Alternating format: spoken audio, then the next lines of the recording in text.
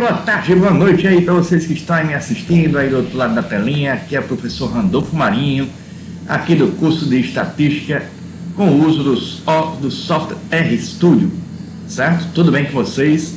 Estamos chegando aí à nossa última aula aqui do nosso curso básico de Estatística, com o uso do software R, onde nós vamos ver a parte de correlações e regressão linear simples, certo?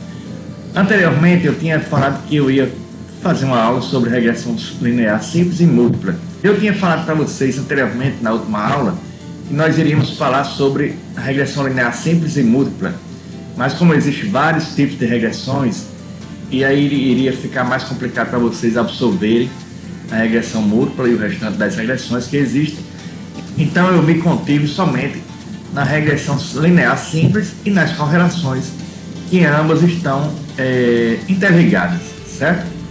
Então nós vamos ver hoje correlações, os dois tipos de correlações que existem, que é o de Pearson e de Spearman, e nós vamos finalizar com a regressão linear simples, certo? Vamos lá, vamos prosseguir aqui para a gente entender aqui direitinho. Nós vamos passar pela parte teórica, certo? A parte teórica, e depois vamos para a prática, vamos fazer duas tabulações para a gente gerar no RStudio esses gráficos de correlações de regressão linear simples, que é justamente essa linha de regressão aqui, olha, que eu vou explicar para vocês, certo? A análise de correlação nada mais é que uma ferramenta que é fundamental para investigar a relação entre duas variáveis quantitativas, certo?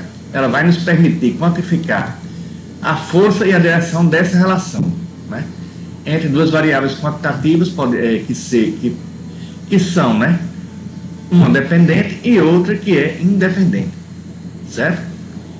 Embora a correlação e a regressão sejam conceitos que sejam diferentes ou distintos, né, entre si, a correlação ela vai medir a associação entre essas duas variáveis, a dependente e a independente, e a regressão ela vai modelar a relação dessas duas variáveis para predição, certo?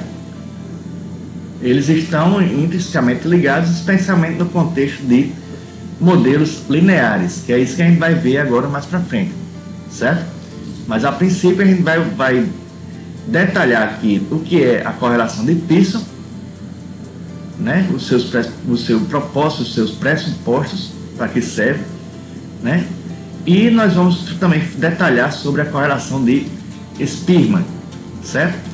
A correlação de Pearson, por exemplo, ele é também chamado de coeficiente de correlação de Pearson, que é uma medida linear entre duas variáveis quantitativas, né? Como eu falei para vocês, que pode ser uma dependente e outra dependente, certo?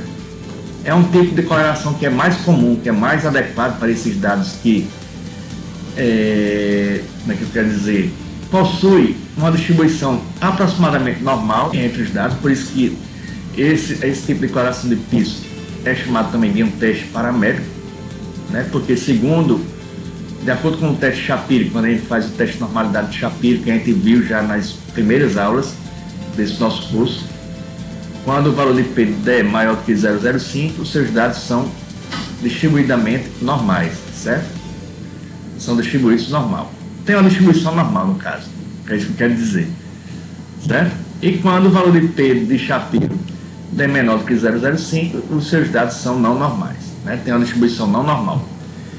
Então a correlação de Pearson é um teste paramétrico que vai correlacionar esses dois tipos de variáveis, no caso, quando tem uma distribuição normal. Entenderam?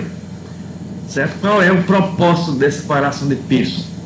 Ela vai quantificar a força e a direção de uma relação linear, né? Vai determinar se essas duas variáveis eles tendem a se mover juntas em uma direção consistente ou não, né? Porque, de acordo com a correlação de Pearson, vai se determinar se ambas as variáveis eles tendem a aumentar, né? Ou se eles tendem a diminuir, ou se uma variável aumenta enquanto a outra diminui linearmente, certo? Como por exemplo aqui, olha, o coeficiente de Pearson é calculado dividindo a covariância das duas variáveis pelo produto de seus desvios padrões, e ele vai variar entre -1 a +1. Né? Quando tem um coeficiente de Pearson que seja positiva, por exemplo, que seja maior do que zero, né? A correlação linear será positiva à medida que uma aumenta, uma variável aumenta, a outra também vai aumentar proporcionalmente. Se ela tiver menor do que zero, né? Mais próximo de -1, ela vai ser uma correlação linear negativa, perfeita, né? À medida que uma variável aumenta, a outra diminui consideravelmente, proporcionalmente. E quando ela der zero, nenhuma correlação vai haver entre as duas variáveis, certo? Não há uma relação linear que seja perceptível nos seus dados. Entendido, pessoal? Quais são os pressupostos dessa correlação de Pearson? Para que a correlação de Pearson seja interpretada validamente, serão considerados alguns pressupostos. Por exemplo, se há uma relação entre as duas variáveis linearmente, né? Se vai ter uma linearidade desses dados, se os dados serão distribuídos normal, né? Serão aproximadamente normalmente distribuídos, ou se pelo menos os seus resíduos têm uma distribuição normal também, certo? Mas a gente considera os dados brutos, no caso, né? Quando a gente vai usar a correlação quando a gente vai fazer o teste rápido de normalidade, a gente vai usar os dados brutos, e se esses dados foram normalmente distribuídos, né, tiverem uma distribuição normal, nós vamos usar a correlação de Pearson, certo? A amostricidade, que é através do teste de Levene, que é para ver se os dados são homogêneos ou não, devem ter como é que eu quero dizer? Ter uma variabilidade mais homogênea, mas isso não vai levar muito em consideração. A gente usa mais o teste de normalidade para poder decidir qual é a correlação que a gente vai usar, né? Ou de Pearson ou de Spearman, certo? E a ausência de outliers, que são valores extremos, também é um pressuposto, porque os outliers eles podem distorcer significativamente o coeficiente de Pearson, né? Puxando para longe de uma verdadeira relação, né? Pode dar uma falsa relação, por exemplo, se tiver muitos outliers, que são valores extremos, que são valores que estão acima da média da sua distribuição de dados, tá certo? Vamos passar aqui mais para frente. Por exemplo, aqui eu fiz uma tabelinha aqui da interpretação dos dados. Geralmente a correlação, o coeficiente de Pearson, ele vai ter um valor de R, né, que ele vai indicar a força e a direção da relação linear, ou seja, da reta do gráfico, né? Que é isso aqui, ó. Deixa eu só passar aqui. A princípio, ele vai mostrar um gráfico que mostra a dispersão dos dados, que são esses pontos pretos, e vai ter uma reta, que é essa reta de regressão, certo?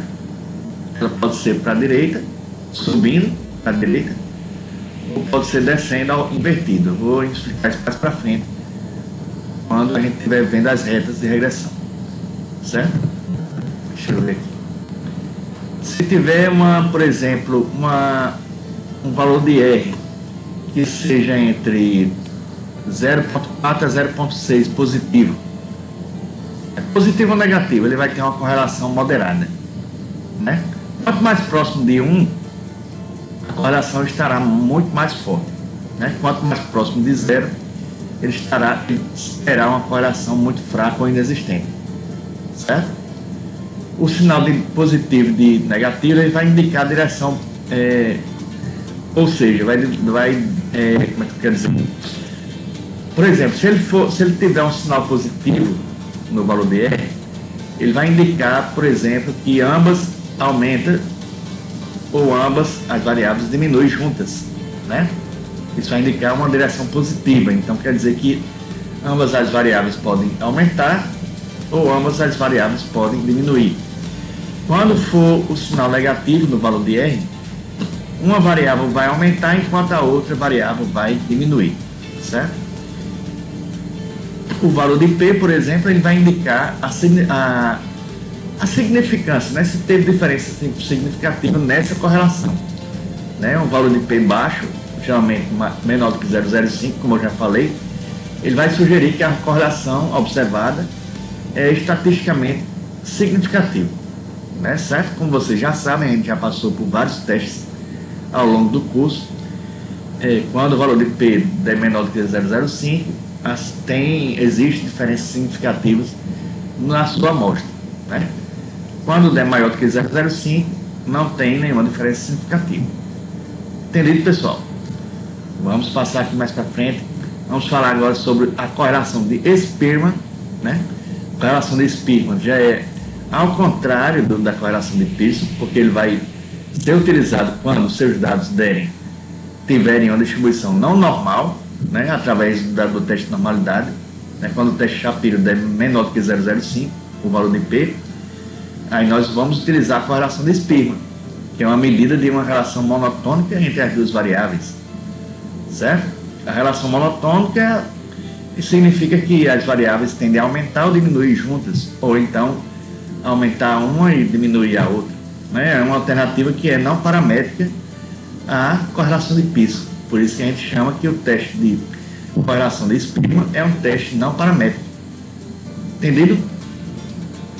Ele vai ser adequado para dados que são ordinais ou quando os pressupostos de normalidade ou linearidade da correlação de Pearson não são atendidos. Como eu já falei, é ao contrário, é um teste que é não paramétrico, que é ao contrário do teste de Pearson, que usa dados normais, certo? Por exemplo, aqui é basicamente a mesma coisa do coeficiente de Pearson, certo? Se ele varia entre mais 1 e menos 1, entre menos 1 e mais 1, se ele estiver mais próximo de 1 positivo, né? Ele vai ter uma correlação positiva, né? À medida que uma variável aumenta, a outra também aumenta. Se ele estiver mais próximo de menos 1, ele vai ter uma relação negativa. Quando uma variável aumenta, a outra diminui, certo? E quando estiver mais próximo de 0, ele não vai ter nenhuma correlação, né?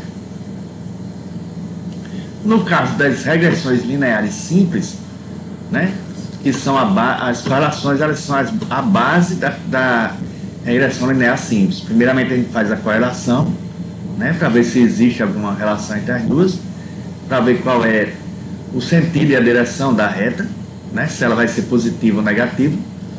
E aí nós faremos o gráfico de regressão linear simples, né, onde a gente utiliza uma variável x, que é independente, e uma variável dependente, que é a variável y, né?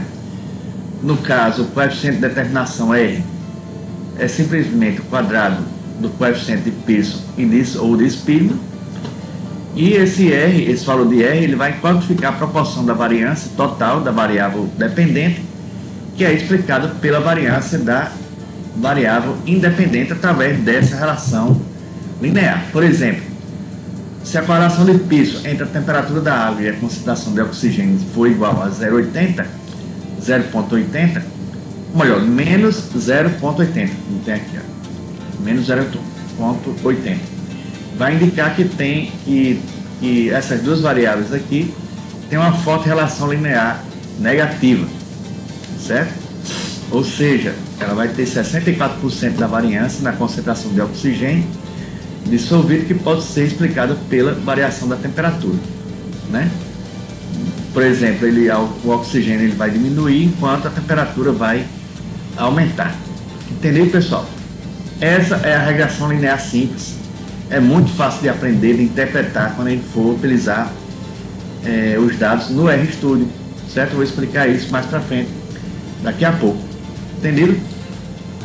Aqui é só para explicar para vocês aqui como é que funciona o método de regressão linear simples. Eu falei para vocês que é entre uma variável independente e outra dependente, e o valor de R é a medida de como essa variável independente pode explicar variações na variável dependente, certo? Se o valor de R se situar em torno de 0, ele não vai ter relação. Se for mais próximo de 1, vai ter uma relação mais positiva. E se for se for mais próximo de menos 1, terá uma relação negativa, certo? E nós temos também a reta de regressão, que a reta é calculada na análise de regressão entre essas duas grandezas, entre essas duas variáveis, para estimar a relação entre essas duas, certo? E ela é mais basicamente assim, ó. Aqui não tem a reta, mas aqui tem nesse gráfico tem a reta aqui, ó, positivo. Quando a reta ela se direciona para cima e à direita, aí quer dizer que tem uma relação positiva. Ambas estão aumentando, olha. Tá vendo? À medida que o valor de x ela aumenta, né, o valor de y também aumenta. Então ele quer dizer que tem uma relação positiva e a reta vai ser direcionada para cima, certo? Mesma coisa aqui, olha, correlação linear positiva, quando a dispersão dos dados estão mais direcionados para cima, e quer dizer que o eixo x, variável do eixo x está aumentando e a variável do eixo y também está aumentando. Se a gente traçar a reta aqui, ele vai estar mais para cima, mais direcionado para cima. Quando os dados estão assim dispersos, sem correlação nenhuma, então quer dizer que não tem correlação entre as duas variáveis, certo? No caso aqui da correlação linear negativa, por exemplo, deixa eu ver aqui, ela é direcionada para baixo a reta, olha, tá vendo aqui? Vamos dizer que aqui tem uma reta aqui, nessa dispersão dos dados, vocês estão vendo que eles estão sendo direcionados para baixo. Quando ele é direcionado para baixo e à direita, quer dizer que tem uma relação negativa. O valor de y diminui na medida que o valor de x ele aumenta, certo? O valor da variável x aumenta e o valor da variável y diminui, certo? À medida que a outra aumenta. Sempre é assim. Relação negativa, né? Correlação negativa, ele vai demonstrar que uma variável vai aumentar e a outra vai diminuir. Relação positiva, ambas as variáveis irão aumentar juntas, certo? E quando não tem nenhuma relação, quando está mais próximo de zero, os dados se estarão assim dispersos no nosso gráfico, certo, pessoal? Vamos aqui passar para o próximo. Aqui é só uma árvore de decisões. Eu errei aqui, né, dados pareados, aqui é regressão linear, né? Depois eu ajeito isso. Aqui nós vamos seguir também a mesma árvore de decisões que a gente fez nas aulas anteriores, né, onde a gente utiliza o teste de normalidade de Shapiro para decidir qual é a correlação que a gente vai usar, né? Quando seus dados forem normais, no caso, quando o teste de Shapiro der maior do que 0,05, o valor de P, nós vamos usar a correlação de Pearson, né, que é para dados normais. Ao contrário, quando o valor de P der menor do que 0,05, a distribuição será não normal, e aí nós vamos utilizar a correlação de Spearman.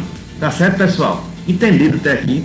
É muito fácil de interpretar esses dados de correlações e regressões lineares simples, certo? Que é isso que a gente vai fazer agora lá no nosso RStudio.